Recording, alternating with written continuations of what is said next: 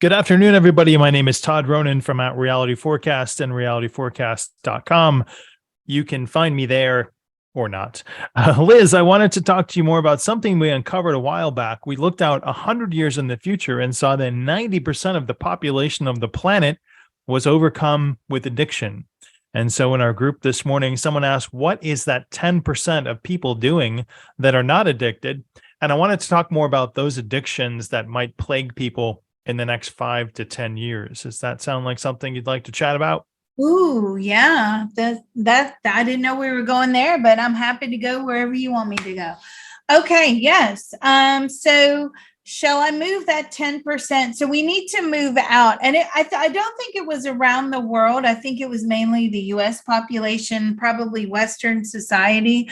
Let's move the US out 100 years. So let's go, I don't know, April 17th, 2123, 6 p.m. Eastern Daylight Time. And again, I'm going to ask that question is, what percentage of the U.S. population has an addiction? And again, I got the same answer, which is a roughly 90%.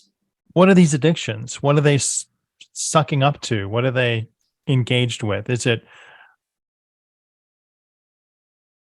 high technology? Is it gaming? Is it drugs? Is it alcohol? Is it fantasy? Yeah, really. Let's ask. So what about like vaping? Is vaping still around? No, vaping has been outlawed. What about cigarettes? Cigarettes are also outlawed. What about alcohol? Alcohol is still legal. So what are these addictions that we have in 100 years from now? So I'm getting like there's a massive shopping addiction, this acquiring of lots of things that we don't need. That is really, really profound. Now, what Spirit just said to me is, Liz, ask them why they have a shopping addiction. And what is actually coming in is the more that we're living this tech life, right? The more that we're plugged in, the more we are manipulated by the system, okay? And this is coming through very strongly. Again, they're manipulating what we need, what we don't need. They're telling us what to buy, what not to buy. Even though we're not really going places 100 years out, we're pretty much staying indoors. We're, in our own little bubbles. But apparently we need this gadget and we need that gadget. And we have this insane addiction to buying technological things, technological gadgets. And that comes through the manipulation and the exposure, the psychological exposure from big tech billionaire companies that are, basically controlling our minds in that way. By influencing us and telling us we have to buy this. So we definitely have this consumer addiction. Now, what else? Other addictions have we had? What is going on with the pornography? So pornography is still available.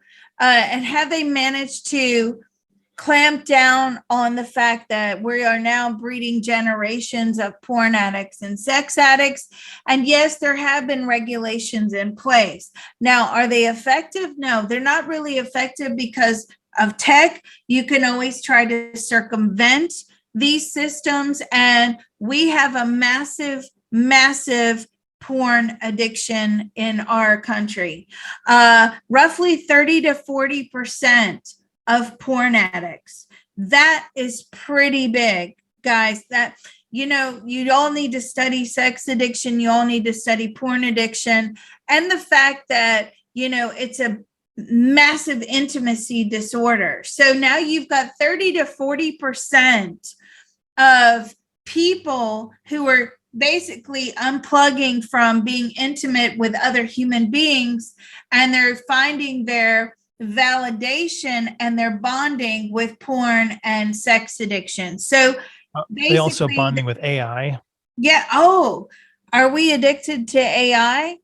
So here's the thing that I'm getting. That was a good question, Ronan. Here's the thing that I'm getting is the fact that AI have we got to the point where AI can actually read minds? It's getting close, 100 years out. It's getting close. They're trying to basically measure the bioelectricity. They're trying to measure as much information. They're databasing everything on us, right? So every time we look at something online, every time we type on social media, we're sending email, all of this information is being picked up. Now, have they managed to create like a file for each individual?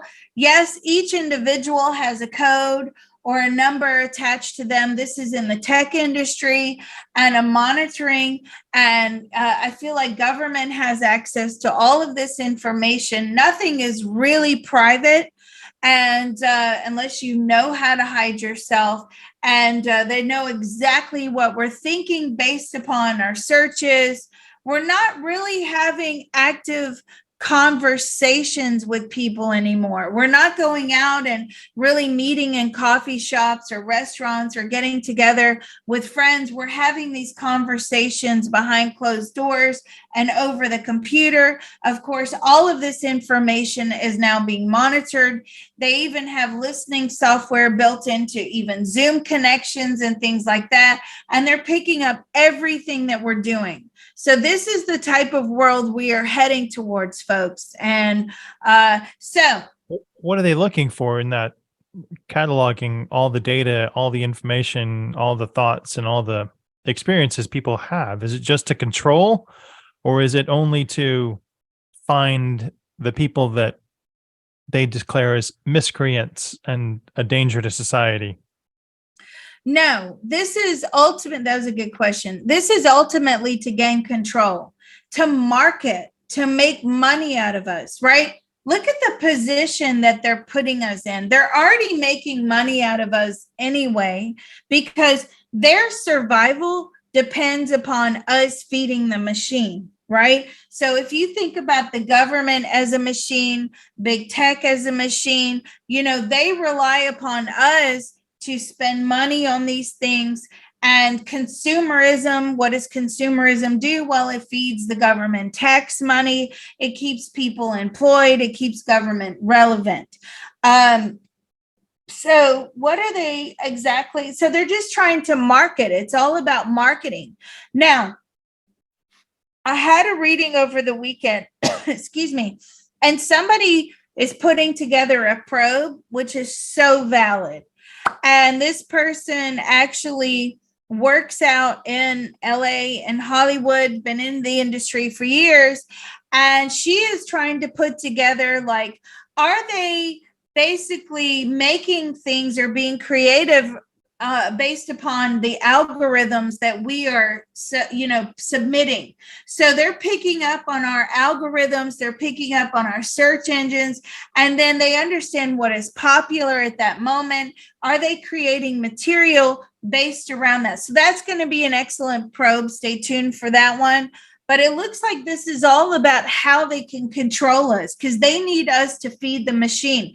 And what is coming through very strongly is they need us to be poor, right? Because money equals power.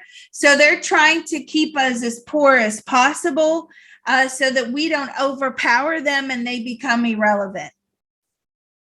Do we have bases on the moon in 2123 yet? Or is that still a distant hope? No, I don't feel that we do have bases on the moon. We have expanded space exploration, but really the expansion, as I'm probing the U.S. government or probing the U.S. as a whole, is really like space weaponry. So now we no longer need to launch weapons from the ground. So you know how people are launching missiles from ground to air missiles, things like that. Our new form of weaponry is going to be in space. So we're going to have space weapons, undetectable space weapons that will be able to carry out missions from there. No Yeah, the more like goal. drones flying over and stuff like that. I mean, drones will still be in existence for gathering information. We're going into an age, and I think we've been here for a long time, where this is really now gathering and control, gathering and control. What can we get from this person?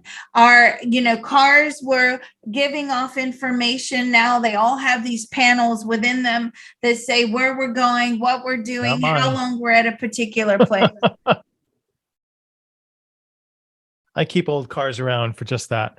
There's a 10% of people that are not addicted to technology 100 years in advance. Can we probe that 10% and find out what positions they have, what they're doing, and how they detached from the matrix or the machine?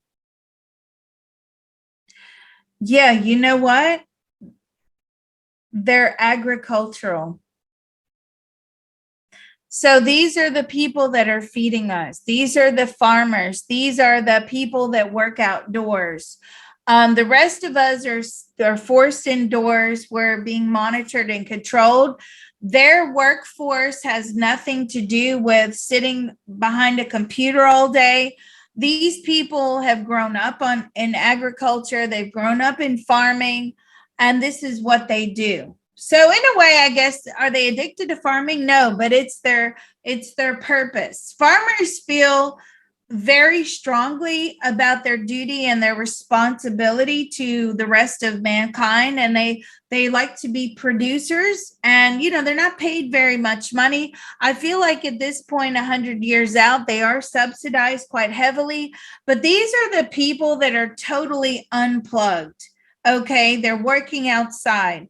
Now let's ask this question. So what about the opioid crisis? Is that still going on? No, the opioids have been outlawed.